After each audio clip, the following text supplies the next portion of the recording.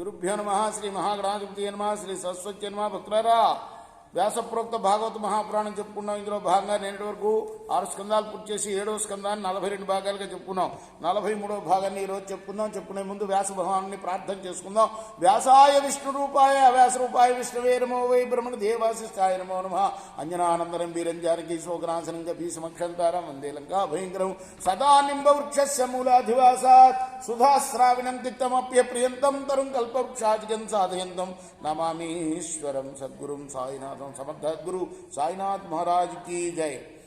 అజ్ఞుండు చేసిన ఆరాధనముల చేపట్టడీశ్వరుడు కృపాళుడగుట.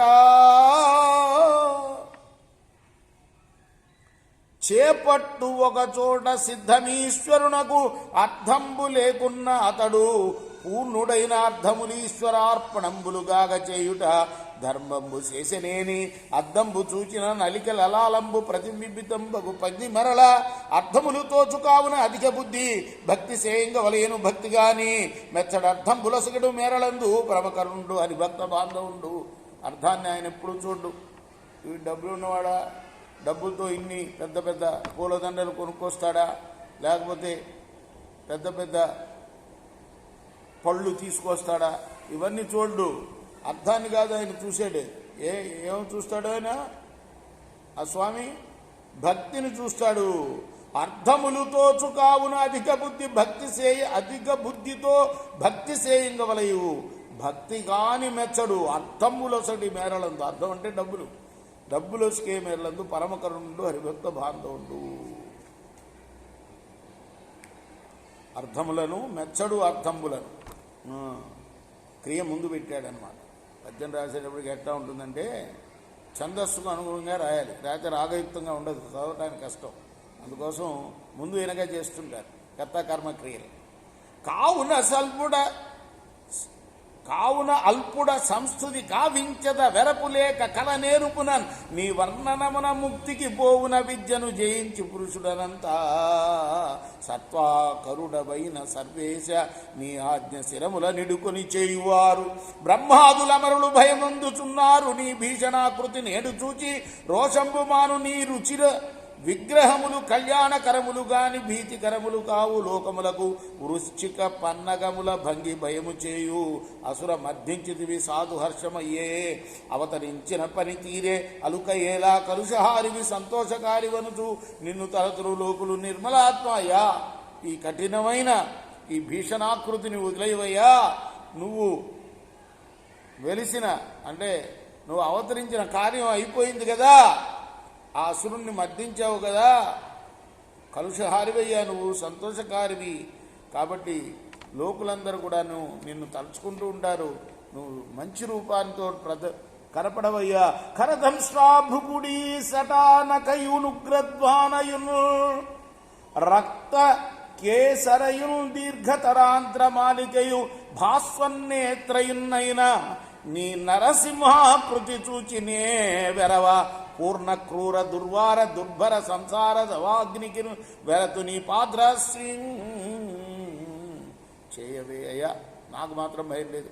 నువ్వు ఎంతటి కఠినమైన ఎంతటి భీకరమైన ఆకృతిలో ఉన్నా కూడా నేను నీ పాదాలను వదలను. ఎందుకంటే నేను భయపడేది కేవలం ఈ సంసార దావాగ్నికే భయపడతాను కానీ నీ భీకర రూపానికి భయపడను దేవా. సకల యోనుల యందును సుఖ వియోగ దుఃఖ సంయోగ జనితంబైన శోకానలంబున దందహ్యమానుండనై దుఃఖ నివారకము గాని దేహాద్యభిమానమున మోహితుండనై పరిభ్రమించుతున్న ఏను నాకు ప్రియుండవు. అది ప్రహ్లాద స్తుతి. ఇది సఖుండవు పరమదేవతవునైన నీ యొక్క బ్రహ్మగీతంబులైన లీలావతార కథా విశేషంబుల పఠించుచు రాగాది నిర్ముక్తుండనై దుఃఖపుంజంబుల తరించి భవదీయ చరణ కమల స్మరణ సేవా నిపుణులైన భక్తులను చేరి ఉండేదా. అది మనం ఎప్పుడు అనుకోవాల్సింది ఏంటంటే నీ చర కమలాల్ని కొలిచే సేవా నిపుణులైన భక్తులతో కలిసి ఉండాలి అని కోరుకోవాలి. దేవుని కోరుకోతే ఏంటంటే పరమ భాగవతోత్తములు ఎవరైతే ఉంటారో వాళ్ళ పక్కన వాళ్ళ దరి చేరి ఉండాలని కోరుకోవాలి. బాలుని తల్లిదండ్రులను రోగిని వైద్యదత్తంపైన ఔషధంబును సముద్రమున మునింగెడ్డు వాని నావయును తక్క వరులు రక్షింపలేని తరంగున సంసార తాప సంతప్యమానుండై నీ చేత ఉపేక్షితుండైన వారిని ధరింప నీవు తక్క అన్యుండు సమర్థుండు కాడు. జగంబుల ఎవ్వండేమి కృత్యము ఎవని చేత ప్రేరితుండై ఏ ఇంద్రియములను చేసి ఏమిటి కొరకు ఎవ్వనికి సంబంధి అయి ఏ స్థలంబున ఏ సమయంబున దేవి రూపముననే గుణంబున అపరంబైన జనకాది భావంబున ఉత్పాదించి పరంబైన బ్రహ్మాది భావంబున రూపాంతరంబునొందించు అట్టి వివిధ ప్రకారముల నీవా నిత్యముక్తుండవు రక్షకుండవునైన నీ అంశంపైన పురుషునికి నీ అనుగ్రహంబున కాలంబు చేతన్ ప్రేరితయ్యి కర్మమయంబును బలయుతంబును ప్రధాన లింగంబునునైన మనంబును నీ మాయ సృజించు. అవిద్యార్పిత వికారంబును వేదోక్త కర్మ ప్రధానంబును సంసార చక్రాత్మకమును అయిన ఈ మనమును నిన్ను సేవింపక నియమించి తరింప ఒక్కండును సమర్థుండు నేడు. విజ్ఞాన నిర్ధిత బుద్ధిగుణండవు నీవు. నీ వలన వశీకృత కార్య సాధన శక్తి అయిన కాలంబు మాయతోడం కూడా షోడశ వికారయుక్తమైన సంసార చక్రంపు చేయుచుండు. సంసార దావ దహన సంతప్యమానుండనగు నన్ను రక్షింపవయ్యా స్వామి. జనులు దిక్పాలుర సంపదాయుర్విభవములు కోరుదురు భవ్యంబులనుచూ అవి ఎంతైను రోషహాస జృంభితమైన మా తండ్రి బొనుముడి మహిమ చేసి వీతంబులకు అట్టి వీరుండు నీ చేత నిమిష మాత్రమున నేడు మరిసే కావున ద్రోములు కాదు బ్రహ్మాదుల శ్రీ విభంబులు జీవితంబులు. ఏమంటున్నాడు తెలుసా? బ్రహ్మాదుల జీవితాలు కూడా ధ్రోములు కావు, నిలబడవు. నీ శక్తి మాత్రమే నిలబడుతుంది. ఎందుకంటే నా తండ్రి ఏం చేశాడు? వాళ్ళందరినీ గెలిచి బోరుడు సంపద సమకూర్చుకున్నాడు, లోకాలనన్నీ గెలిచాడు. నేను గెలవలేకపోయేవాడు కదా.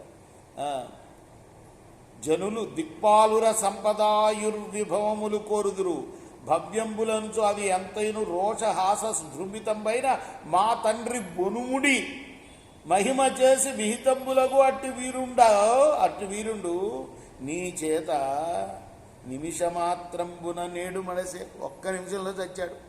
లోకాలన్నీ గెలిచిన నా తండ్రి మరి ఎటువంటి వాడు? మా తండ్రి అంత గొప్పవాడు. నీ ఒక్క చూపుతో చచ్చాడయ్యా. కాబట్టి బ్రహ్మాదుల విభవాలు కూడా అవి ధ్రువములు కావు. కాలరూపగుడగు ఉరుక్రముని చేత విదిరితములకు నిలువవు వేయునేలా ఇతర మేనొల్లని మీది ఎరుక కొంత కలిగి ఉన్నది కొడుతు కింకరుడనగుచు ఎండమావుల వంటి భద్రములెల్ల సార్థములంచు మర్చుడు. ఎండమావుల వంటి భద్రములెల్ల సార్థములంచు మర్చుడు రోగ విధాన దేహముతో విరక్తుడు కాక ఉద్దండ మన్మదవహ్నినెప్పుడు తప్తుడై ఒకనాడు చేరండు పారము దుష్ట సౌఖ్య పరంపరాక్రముడన్ శ్రీ మహిళా మహేశ సరసీరుహ గర్భులకైన నీ మహోద్ధామకరంబు చే అభయదానము చేయని నీవు బాలుడన్ తామస వంశ సంభవుడా. ఎందులో పుట్టాను? తామసుల వంశంలో పుట్టాను. బాలుడను దైత్యుడ ఉగ్ర రజోగునుండా నీ సీమదయ్యను కరాంబుజము శీర్షము చేర్చుడ చోద్యమీశ్వర. ఎంతటి చోద్యమయ్యా ఇది! అటువంటి కులంలో పుట్టి రజోగుణుడైన నన్నే నువ్వు నా తలను తాకి నన్ను గొప్పవాణ్ణి చేసావు మహాత్మా. సృజనులైన బ్రహ్మాదులందును దుర్జనులైన మాయందును సేవాన్ రూపమున పక్షాపక్షములు లేక కల్పవృక్షము సొంతమున ఫలప్రదానము చేయుదు. కందర్ప సర్ప సమేతముకు సంసార కూపములను కూలుచున్న మూడు జనులను కూలెడి నేను భవదీయ భృత్యుండకు నారదుని అనుగ్రహంపు చేసి. చూసారా, అసలు సంగతి చెప్పాడు. నాకెక్కడిది ఇదంతా? నారదుడి దయ్యే, ఆ భాగవతుడి దయ్యే. మహాభాగవతుడి కదా నారదుని అనుగ్రహం చేసి నీ కృపకం పాత్రుండనైతిని. నన్ను రక్షించి మా జనకుని వధించడం నా ఎందుల పక్షపాతంబు కాదు. దుష్టజన సంహారమును శిష్టభృత్యముని జన రక్షా ప్రకారమును నీకు నైజ గుణంబులు. విశ్వంబు నీవా గుణాత్మకమైన విశ్వంబు సృజించి అందం ప్రవేశించి హేతుభూత గుణయుక్తుండవై రక్షక సంహారకాది నానారూపంబుల నుండుదు. సత్కారణ కార్యాత్మకమైన విశ్వంబునకు పరమకారణంబు నీవా. నీ మాయ చేత వీడు తాను అనేడి బుద్ధి వికల్పంబు తోచుగాని నీకంటే ఉండేద్దియూ లేదు. నీ మాయ వల్లే మేము నేను వేరు వాడు వేరు అనుకుంటామయ్యా. అసలు నీకన్నా అన్యం ఏదైనా ఉందా ఈ ప్రపంచంలో? అన్నీ నువ్వే అంటున్నాడు అనమాట. బీజంబునందు వస్తుమాత్ర భూత సూక్ష్మమును వృక్షమునందు నీలత్వాది వర్ణంబును కలుగు తెరంగున విశ్వమునకు నీ అంద జన్మస్థితి ప్రకాశ నాశంబులు కలుగు. నీ చేతనైన విశ్వంబు నీ అంద నిలుపుకొని తొలి ప్రళయ కాల పారావరంబును పన్నగేంద్ర పర్యకంబున క్రియారహితుడవై నిజ సుధానుభవంబు చేయుచు నిద్రుతిని భంగి యోగ నిమీలిత లోచనుండవై ఉండుచు కొంతకాలమునకు నిజ కాలశక్తి చేత ప్రేరేపితుండవై ప్రకృతి ధర్మంబులైన సత్వాది గుణంబులను అంగీకరించి సమాధి తాలించి వెలుగుచున్న నీ నాభియందు వటబీజం వలన ఉద్భవించు వటంబు తెరంగున ఒక్క కమలంబు సంభవించే. అట్టి కమలంబున 4 మోముల బ్రహ్మ జన్మించి దిశలు వీక్షించి కమలంబునకు ఉండైన రూపము లేకుండా చింతించి జలాంతరాళంబు ప్రవేశించి జలంబులందు 100 దివ్య సంవత్సరములు వెతికి తన జన్మంబునకు ఉపాదాన కారణమైన నిన్ను దర్శింప సమర్థుండు కాక మగిడి కమలంబు కడకుందని విస్మయంబు నొంది చిరకాలంబు నిర్భర తపంబు చేసి పృథివీ ఎందు గంధము కనుచందమున తన ఎందు నానా సహస్రవదన శిరోనైన నాసాకన్న వక్ర భుజకర చరణుండును బహువిధాభరణుండును మాయాకలితుండును మహాలక్షణ రక్షితుండును నిజ ప్రకాశ దూరీకృతముండును పురుషోత్తముడును అయిన నిన్ను దర్శించే. అయి అవసరమున రేపు మనం కొనసాగిద్దాం ఈ ప్రహ్లాద చరిత్రం. ఎన్నో భాగంలో ఇప్పటిదాకా మనం 42 భాగాలు చెప్పుకున్నాం. ఇవాళ 43వ భాగం చెప్పుకున్నాం. రేపు 44వ భాగంలో కొనసాగిద్దాం. కృష్ణార్పణమస్తు. సాయి కృష్ణార్పణమస్తు. శ్రీ సచ్చిదానంద సద్గురు సాయినాథ మహారాజ్ కీ జయ. చేకోరా హారతి గో సద్గురునాథ దేవ సాయినాథ. పాంచభౌతి తత్వంలోనే హారతలిత్తుమ్రా నిర్గుణము స్థితే వేడి ఎట్లి ఆకారం పొందితి ఓ సాయిరాం. సర్వం నుండి నీవే ఇంకను ఉంటివి తల్లివలే. రజోతమో సత్వం నుండి మాయటి జనించే బాబా మాయటి జనించే. ఆ మాయ నుండి వేరే మాయ ఏ తీరుగా వచ్చే. సప్త సాగరాలు నీకు క్రీడారంగములు బాబా క్రీడారంగములు. నీ లీలాతల విస్తరణకే విశ్వం సృష్ట్యాయే. బ్రహ్మాండముల రచనము మాకు ఎలా చూపేవు బాబా ఎలా చూపేవు. తుకారామే కృపాలుడంటూ సాయిని కీర్తించే. చేకోరా హారతి ఇదిగో సద్గురునాథ దేవ సాయినాథ. పాంచభౌతిక తత్వములనే హారతులిత్తుమురా.